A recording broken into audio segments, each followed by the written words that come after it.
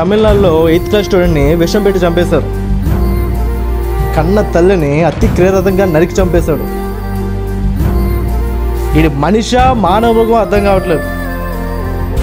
ఒక బీజేపీ లీడర్ని వేటాడు నరికి చంపారు. Top 3 news today.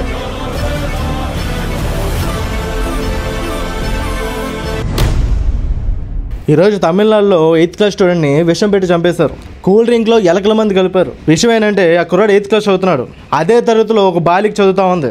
అయితే ఈ కుర్రాడు బాలిక కంటే బాగా చదవడంతో ఈ బాలిక తల్లి ఆ కుర్రాడికి కూల్ డ్రింక్లో ఎలకల మంది కల్పించింది. ఈరోజు హాస్పిటల్లో వైద్యం పొందుతూ ఆ కుర్రాడు మరణించాడు. చాలా బాధాకరమైన సంఘటన ఇది. మనుషులు రోజు రోజుకి ముగ్గాలా మారిపోతా ఉన్నారు. కనీసం కామన్ సెన్స్ ఉండట్లేదు. ఈ రోజు ఈ పోరంబోకు మహిళ చేసిన పనికి ఆ కుటుంబం కడితేరిన దుఃఖానికి గురయ్యారు. ఏ పాపం చేయని 8th క్లాస్ స్టూడెంట్ దారుణంగా చనిపోయాడు. ప్రస్తుతం పోలీసులు అయితే అరెస్ట్ చేయడం జరిగింది. న్యాయస్థానం ఏం తీర్పిచ్చిందంటే ఆమెకి 20,000 జరిమానా ప్లస్ జీవిత ఖైదు శిక్షణ అమలు చేసింది. ఇలాంటి వాళ్ళకి వేయాల్సింది ఈ శిక్ష కాదు, తక్షణమే ఉరి శిక్ష విధించాలి. ఏ మాత్రం జాలి దయాలంటే ఇలాంటి వాళ్ళని ఉరి శిక్ష వేయాలి, అది కూడా తక్షణం వేయాలి. కాబట్టి పేరెంట్స్ మీ పిల్లలు ఎలా చదువుతున్నారని కాదు, వాళ్ళు ఎవరితో చదువుతున్నారు, ఎవరితో ఉన్నారు, ఎవరితో చదువుతున్నారు అది కూడా అబ్జర్వ్ చేయాలి. చాలా ప్రమాదకరమైన రోజులు ఇవి.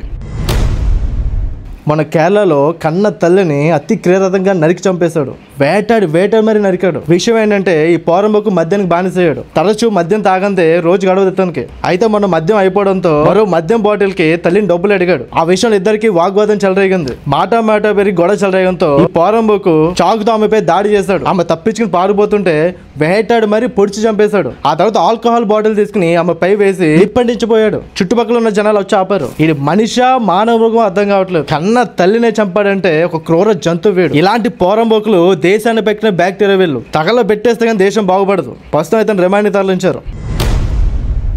ఈరోజు తమిళనాడులో ఒక బీజేపీ లీడర్ని వేటాడు నరికి చంపారు. హాస్పిటల్ తీసుకెళ్లలోపే చనిపోయాడు అతను. అయితే వారి యొక్క కుటుంబ సభ్యులు పోస్ట్ మార్టం చేయనివ్వలేదు. డెడ్ బాడీ కూడా వెనక్కి తీసుకోబోమంటున్నారు. నిందితులను శిక్షించే వరకు డెడ్ బాడీని తీసుకోబోమని అతని కుటుంబ సభ్యులు ధర్నా చేపట్టారు. చాలా మంది దీన్ని డిఎంకే పార్టీ వాళ్ళు చేసినట్టుగా పోటీ చేస్తా ఉన్నారు. కానీ పోలీసులు ప్రైమరీ ఇన్వెస్టిగేషన్ ఏం తెలియదంటే ఇతని పాత కక్షల వల్లే ఈ మర్డర్ జరిగిందని చెప్తా ఉన్నారు. చంపింది 5 కుర్రాళ్ళు. ఈ నా కొడుకుల్ని జైల్లో వేయడం కాదు, కోసి కారం పెట్టాలి, లేదా నడి రోడ్డులో ఎంకౌంటర్ చేసి పడేయాలి. దేశానికి భారం వీళ్ళు. ఆ నెలకి ఈ మధ్య చాలా మంది డబ్బులు తీసుకుని మర్డర్లు చేస్తా ఉన్నారు. ఇలా నా కొడుకుల్ని పిట్టలు కాల్చినట్టు కాల్చేయాలి. అప్పుడే దేశం బాగుపడుతుంది.